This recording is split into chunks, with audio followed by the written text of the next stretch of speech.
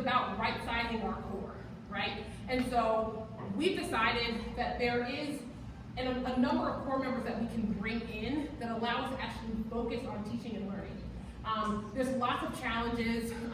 Over 30% of the teachers in our system are between years 1 and 5, which means they have a pretty novice education course.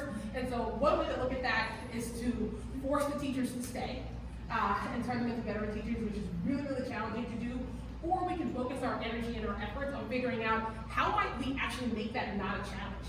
How might we actually figure out how to develop a first and a second year teacher in a way in which they are not a liability to the school building, but rather they're able to have the impact that we know that they can have because we see it in small pockets. We want to right-size the course that we can figure out how to do that at scale. So that if we're bringing in 60 teachers a year, we're guaranteeing and we're shrinking the variance in the quality of teachers.